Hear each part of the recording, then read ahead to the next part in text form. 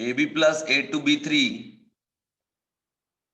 AB plus A2B3 है ना, gives A3B4C and plus C5B4. Okay, अब इसमें कंडीशन आप देख लो, अप्लाई करने जा रहे हैं POAC, apply POAC on A, यहां भी है और यहां भी है, क्या करेंगे, n of A B plus 2 time n of A2B3 is equal to क्या हो जाएगा आपका, यहां भी ए है, 3 टाइम A3B4C, इसमें तो ए है ही नहीं, उसके बाद हम अप्लाई करेंगे क्या,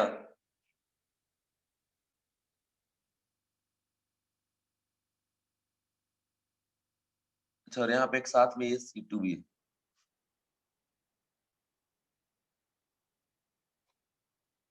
अप्लाई ऑन बी, तो क्या करेंगे बाबू, देखो यहाँ बी है, यहाँ भी बी है, mole of A B plus 3 time mole of A2B3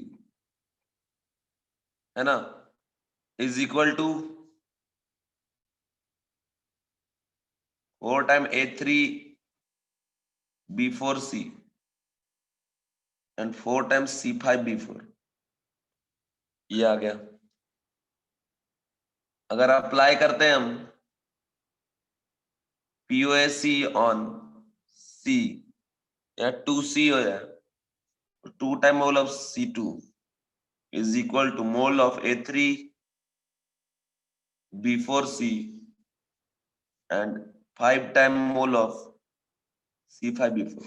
इस तरीके से आप फाइंड आउट कर लेना बच्चों, क्या फाइंड आउट कर लेंगे, मोल मतलब पीओसी इस तरीके से अप्लाई करिएगा, जो गिवन रहेगा वो पुट कर दीजिएगा, जो अननोन रहेगा वो फाइंड आउट हो जाएगा। ओके बच्चों, तो ये कंडीशन हो गया पीओसी का। अब मैं आगे आपको लेके जा रहा हूं, नाम है percent purity of sample, percent purity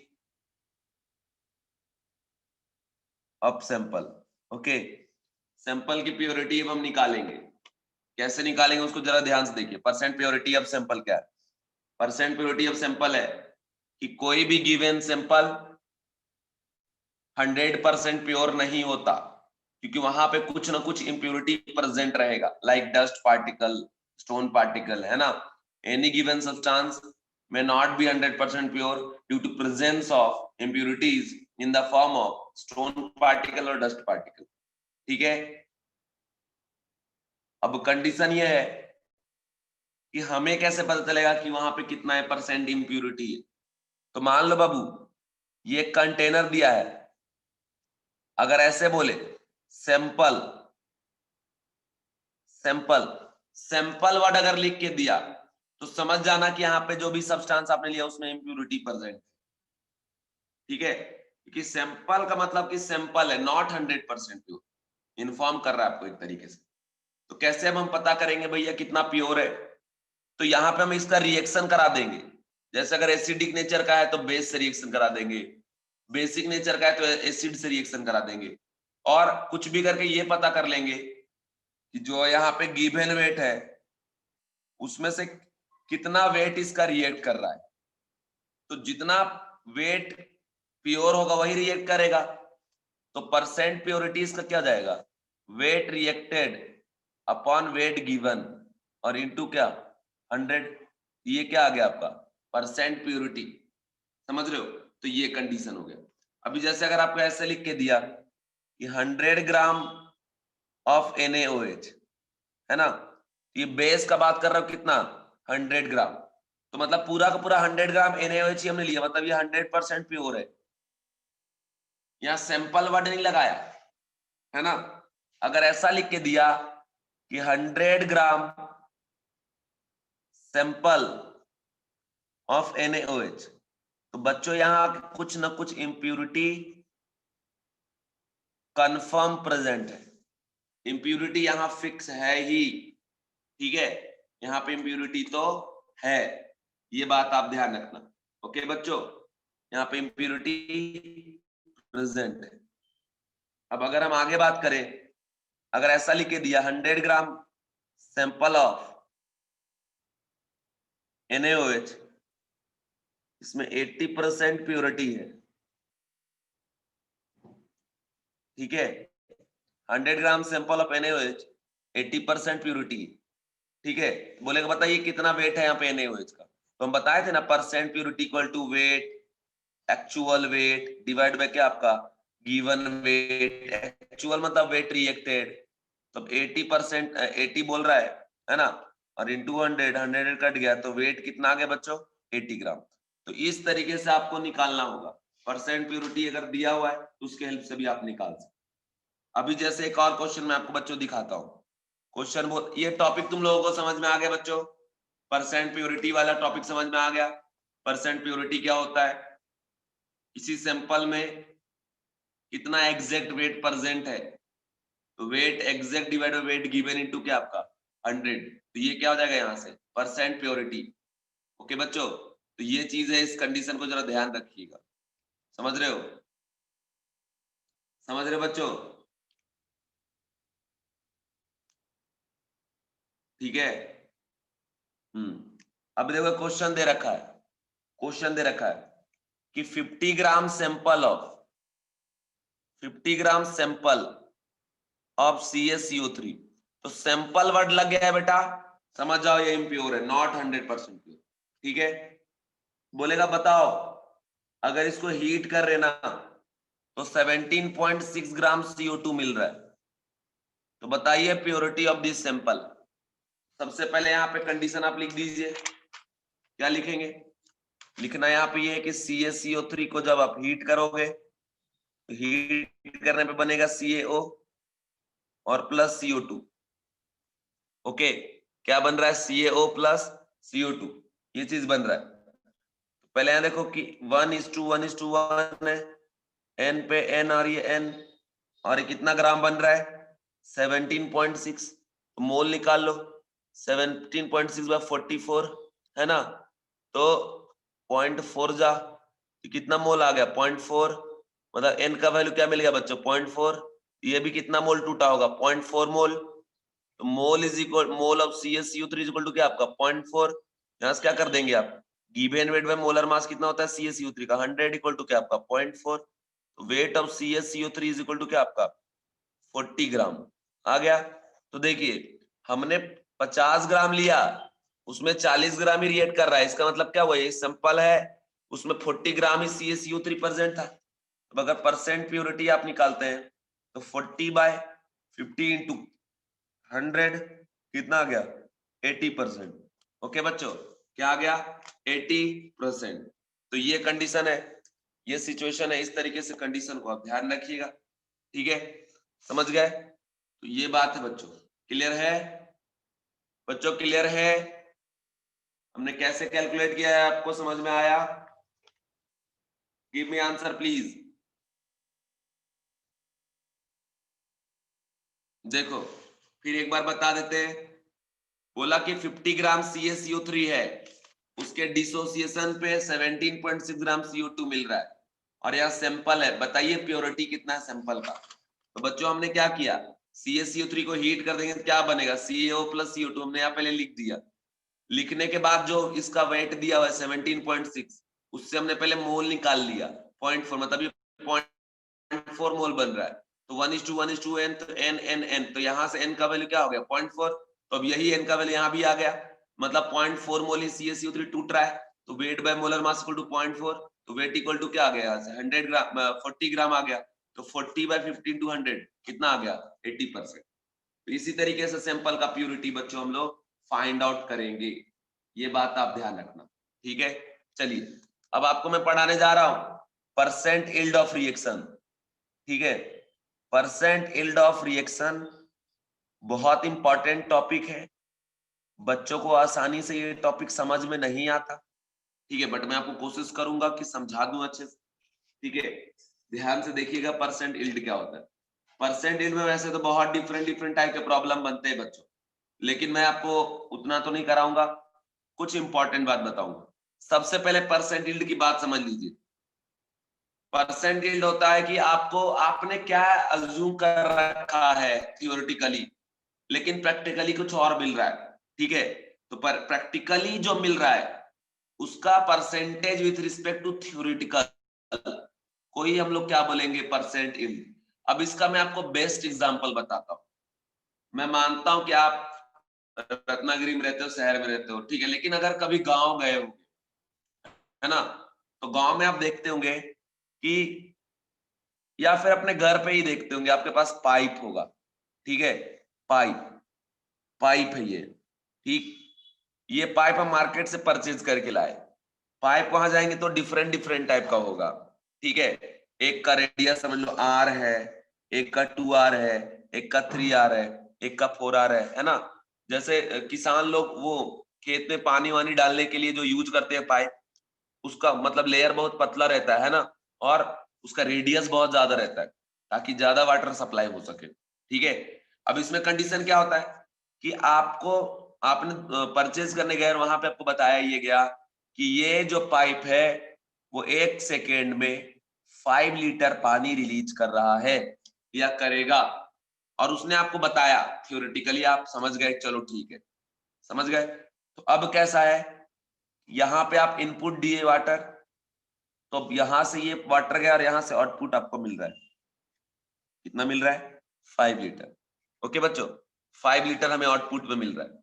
अब देखिए मेरी बात ये है कि जो 5 लीटर हमें आउटपुट मिल रहा है ये यहां से, ठीक है, तो ये अभी जस्ट नया नया खरीद के लाया, तब कुछ दिनों बाद, आफ्टर सम टाइम, यहाँ पे क्या हुआ, बच्चों, बच्चे होते हैं घर पे, वो इसमें होल कर देते हैं, पिन मार देंगे यहाँ पे, मान लो कुछ पिन मार दिए, यहाँ से वाटर ऐसे लीक कर रहा होता है, यहाँ से भी वाटर लीक होगा, वाटर लीक ऐसे ही होगा, ठीक है।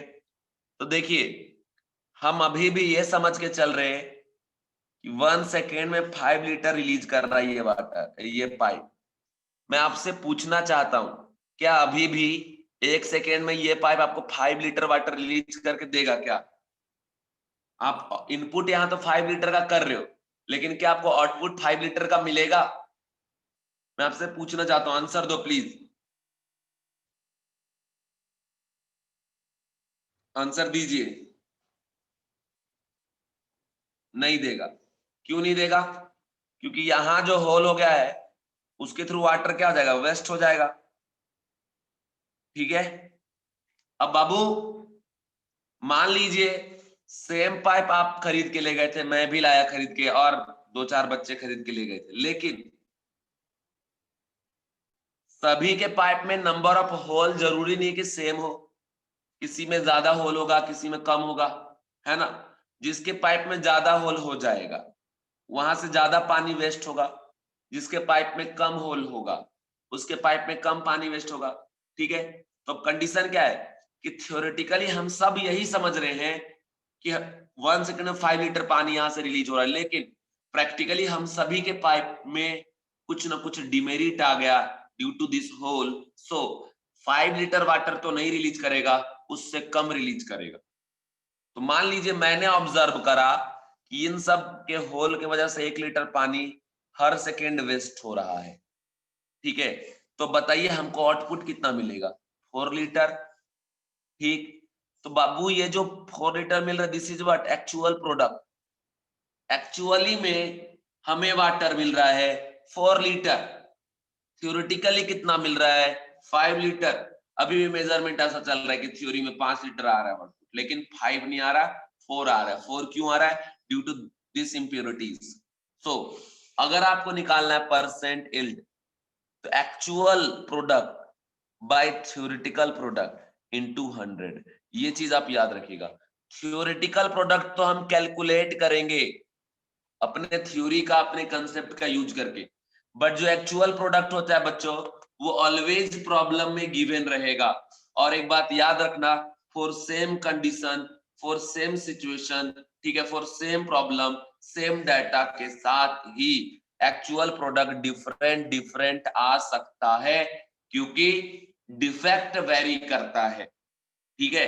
तो अब देखो, जैसे इसका हम अगर परसेंट यील्ड निकाले तो क्या हो जाएगा, 4/5 इंटू क्या आपका 100, कितना आ गया बच्चों, 80%, ठीक है।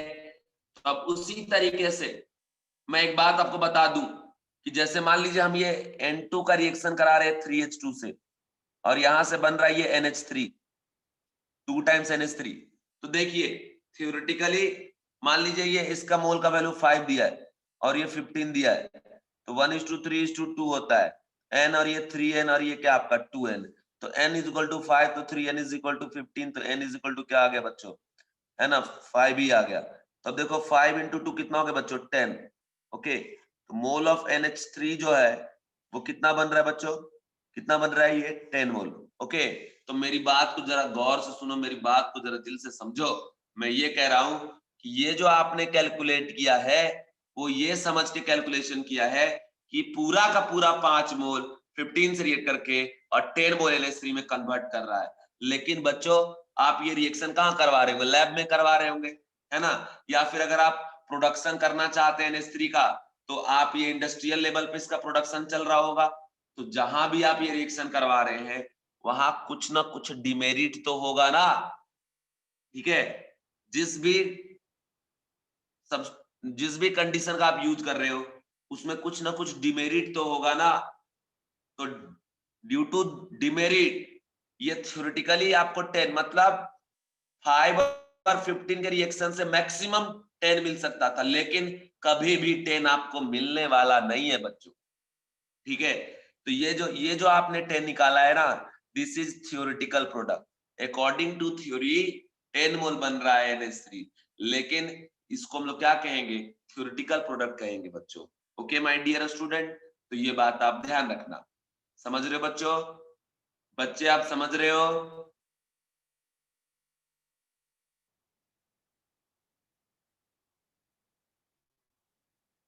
ठीक है, अब देखो जैसे हम यहाँ पे बता दिए कि actual product of NH3, yes actual product ऐसे लिख दिया, कितना हम लिख दिए 8 मोल, या हम लिख दिए 6 मोल, या हम लिख दिए 5 मोल, या हम लिख दिए 4 मोल। तो ये जो है ये आप कभी फाइंड आउट नहीं कर सकते, ये मैं आपको प्रॉब्लम में दूंगा ही, या प्रॉब्लम आपको देगा, क्योंकि आपको क्या पता इसमें कितनी इंप्योरिटीज है, क्या डिफेक्ट है, ठीक है, क्या दिक्कत है इस रिएक्शन में, आपको नहीं पता ना, क्योंकि हम तो कैलकुलेट कर रहे थ्योरेटिकली। बच्चों जब जब परसेंट यील्ड का प्रॉब्लम होगा तभी आप इस कंसेप्ट का यूज करेंगे, परसेंट यील्ड का प्रॉब्लम नहीं है तो फिर इसी को अप्लाई करके प्रॉब्लम हमेशा सॉल्व करेंगे, ठीक है। अब जैसे यहां निकालते हैं परसेंट यील्ड, परसेंट यील्ड तो एक्चुअल प्रोडक्ट मान लो 8 हो रहा है, 8/10 × 100 कितना आ गया बच्चों 80%, क्योंकि एक्चुअल मोल कितना ले लिया हमने 8, थ्योरेटिकल प्रोडक्ट कितना है 10। मान लो अगर परसेंट यील्ड आप निकालते हैं एक्चुअल प्रोडक्ट 6 मानकर, 6/10 × 100 कितना हो जाएगा 60%। अगर आप एक्चुअल परसेंट यील्ड निकालते हैं एक्चुअल प्रोडक्ट 5 को मानकर, 5/10 × क्या 100 कितना हो जाएगा 50%। अगर आप परसेंट यील्ड निकालते हैं 4 को मान के, 4/10 × 100 कितना हो जाएगा, ठीक है बच्चों। अब अगर परसेंट यील्ड दिया है तभी आप फाइंड कर सकते हैं एक्चुअल प्रोडक्ट, अदरवाइज आप कभी निकाल नहीं सकते।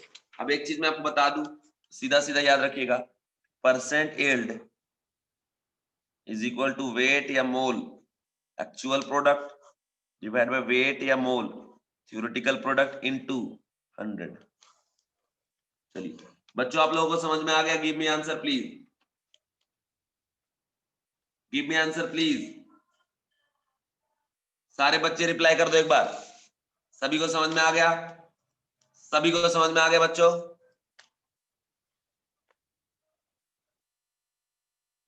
ठीक है, वेरी गुड।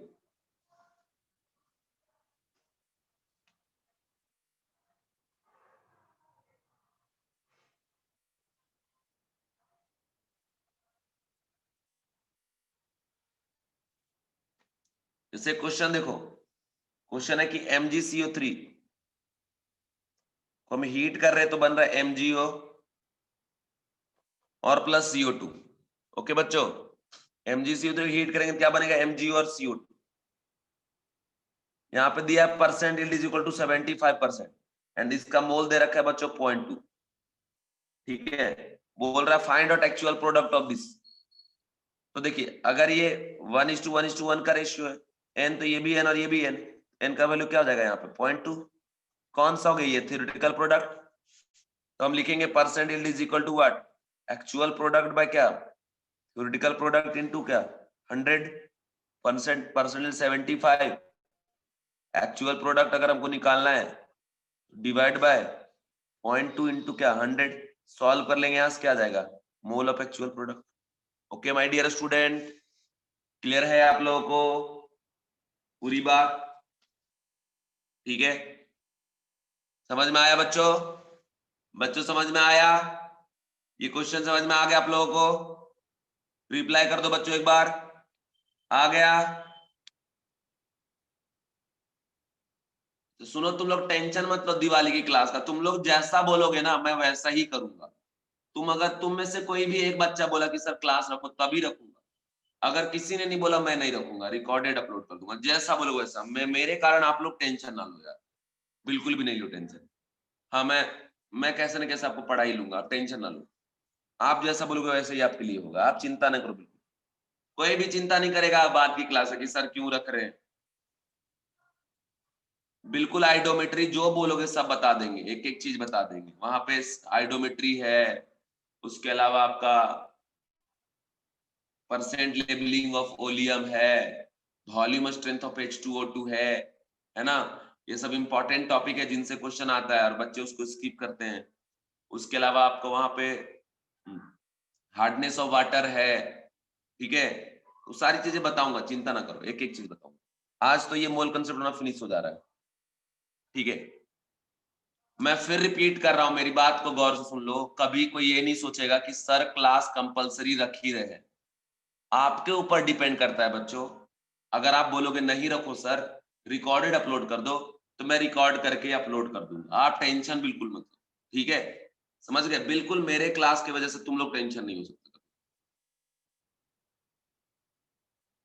ठीक है। चलिए अब आगे बढ़ते हैं, देखिए एक क्वेश्चन आप मैं दे रहा हूं, क्वेश्चन आप भी सॉल्व कर सकते, जैसे यहां दे रखा है A plus B gives A B, solve करो बच्चों आप लोग। बोल रहा है इनिशियली 1 मोल इच, ये 1 और 1 मोल दिया हुआ, ठीक है, समझ गए, और बोल रहा है कि mole of A B is 0.5, obtain, find percent yield, जल्दी से निकालो तो जरा बच्चों, फास्ट एकदम।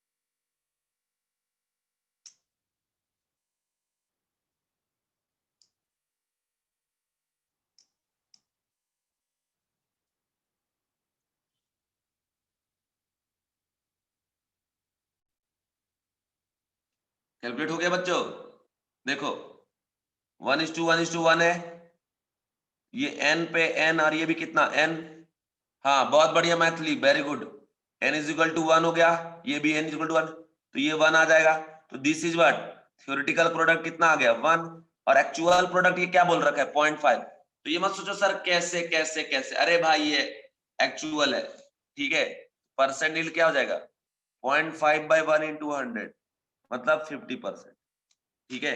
इसके बाद देखिए जरा एक और क्वेश्चन, बोल रहा है 8 mole of A, 8 mole of A and 20 mole of B react, ठीक है, ए और बी रिएक्ट कर रहा है, A2B3 बन रहा है, 2A 3B, ठीक है, बोल रहा है 8 mole of A 8 and B का जो मोल रेट कर रहा है वो 20, ठीक है, और बोल रहा है कि A2B3 जो बन रहा है बच्चों वो 3 मोल बन रहा है, दिस इज एक्चुअल प्रोडक्ट, है ना, बोल रहा है फाइंड परसेंट यील्ड, देखिए कैसे निकालेंगे, 2 3 और 1 का रेशियो है, 2n 3n और ये क्या आपका n, 2n is equal to 8, n is equal to क्या होगा बच्चों 4, 3n इज इक्वल टू 20, है ना, n इज इक्वल टू क्या हो जाएगा 6.66, देखिए मिनिमम वैल्यू क्या आ रहा है n का 4, तो ये हो गया लिमिटिंग रिएजेंट, ये हो गया एक्सेस रिएजेंट, अब ये n का वैल्यू कंसिडर करेंगे, तो देखिए 4 आ जाएगा। N of A2B3 कौन सा mole, theoretical product is equal to क्या, 4। ठीक है, अगर आप निकालेंगे परसेंट यील्ड क्या आ जाएगा आपका, 3/4 इंटू 100, ये क्या आ जाएगा बच्चों, 75%। क्लियर बच्चों, क्लियर।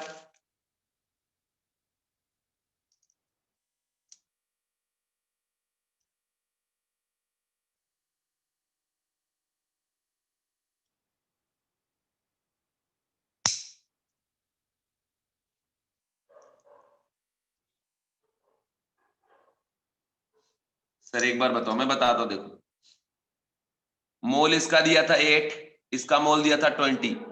ठीक है, 2:3:1 है, 2n 3n और ये क्या हो गया n, तो 2n पे 8 तो n का वैल्यू क्या मिल गया, 4 मिल गया, और यहां से n का वैल्यू 6.66, तो जो मिनिमम वैल्यू है उसी को हम कंसीडर करते हैं।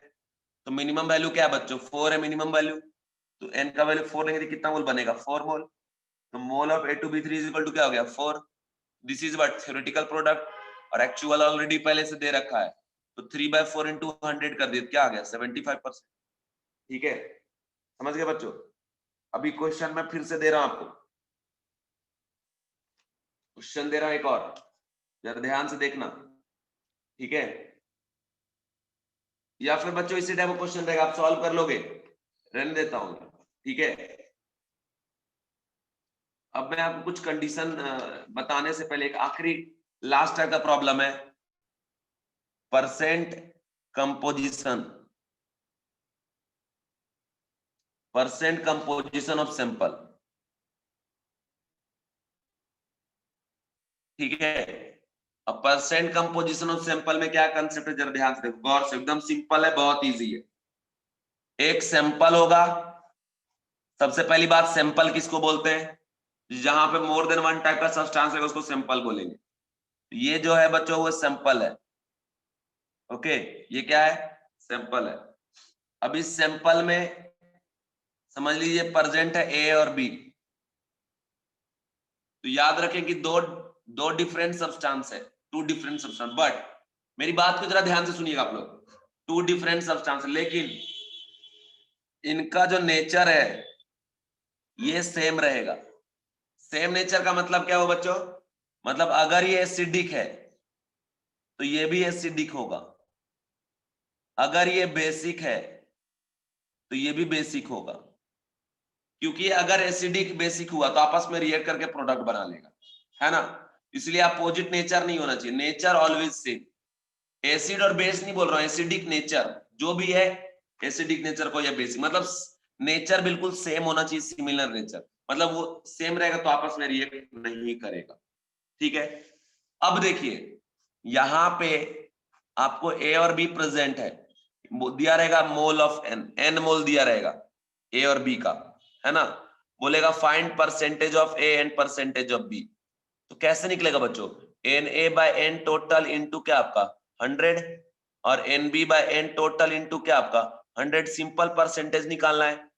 या अगर वेट दिया यहाँ का, तो weight of A by weight total into क्या आपका 100, this is percentage of A, और अगर परसेंटेज ऑफ बी निकालेंगे तो weight of B by weight total into क्या आपका 100, तो गिवन रहेगा या तो टोटल वेट या total mole. Okay my dear student, आपको कुछ भी करके ए और बी का इंडिविजुअल मोल निकालना पड़ेगा, या ए और बी का इंडिविजुअल वेट निकालना पड़ेगा। इसमें कोई ये थ्योरी नहीं है, सिंपली एक टाइप ऑफ प्रॉब्लम है। देखो मैं आपको बताता हूं जैसे क्या करना है। यहाँ देखिए, जैसे मान लीजिए यहाँ पे बोला है कि HCl और H2SO4 यहाँ प्रेजेंट है, इन दोनों का जो मोल है टोटल वो है बच्चों 10 मोल, 10 मोल। ठीक है, मतलब आप ये कह सकते हैं कि mole of HCl plus mole of H2SO4 is equal to क्या आपका 10। दोनों एसिड है तो आपस में रिएक्ट तो करेगा नहीं, और यह ऑब्जर्व हुआ है कि इस टाइप के रिएक्शन, इस टाइप के प्रॉब्लम को सॉल्व करने के लिए जो सैंपल है ना उसमें ऐसे सब्सटेंस से रिएक्ट कराओ इसको जिससे दोनों रिएक्ट करे। जैसे मान लिया हमने NaOH से रिएक्शन कराया, कॉमन रिएक्शन, तो NaOH तो इस एसिड और इस एसिड दोनों से रिएक्ट करेगा। ठीक है, और प्रॉब्लम बोल रखा है कि for complete neutralization of this sample 16 mole of NaOH is required. 16 mole NaOH का यहाँ पे यूज हो रहा है for complete neutralization of this sample, मतलब HCl का भी पूरा कहानी खत्म करने में और H2SO4 का भी पूरा कहानी खत्म करने में। ठीक है, तो अब ये हमारे पास डाटा मिल गया कि mole of NaOH is equal to 16। इसका यूज करेंगे, देखो कैसे बच्चों कि HCl अगर रिएक्ट करता है NaOH से तो क्या बनाएगा ये NaCl और प्लस क्या बनाएगा ये वाटर। ठीक है, अब एक बात बता देता हूं मैं बच्चों, यहां से लिखिएगा यार कि N ऑफ HCl मान लो X है तो N ऑफ जो H2SO4 हो जाएगा वो क्या जाएगा 10 माइनस X। कैसे, अगर यहाँ X पुट कर दोगे तो उधर जाएगा तो क्या जाएगा 10 माइनस X। ओके बच्चों, अब देखिए 1:1:1:1 तो इसका N तो N और ये N और N। अब इसका मोल कितना आपने अज्यूम कर लिया बच्चों X अज्यूम कर लिया है। N इज इक्वल टू क्या हो गया X, इसका भी मोल कितना हो जाएगा बच्चों X। ठीक है, अब दूसरा रिएक्शन हम यहाँ लिखते हैं, H2SO4 का रिएक्शन हम करवा रहे किसके साथ NaOH के साथ, तो क्या बनाएगा ये Na2SO4 प्लस H2 है ना, ये 2 टाइम्स। ठीक है, तो देखो बच्चों 1:2 का रेशियो है, N पे कितना रिएक्ट करेगा 2N। अब एक चीज जान ले बच्चों कि जो इसका N का वैल्यू है वो इसका मोल कितना है, देखो तो 10 माइनस X है ना, N is equal to what 10 minus X। तो मोल ऑफ NaOH यहाँ पे कितना है 2N, 2 into 10 माइनस X। तो देखिए NaOH का यहाँ पे मोल यूज होगा 2 into 10 माइनस X और यहाँ पे यूज हो गया X। अगर हम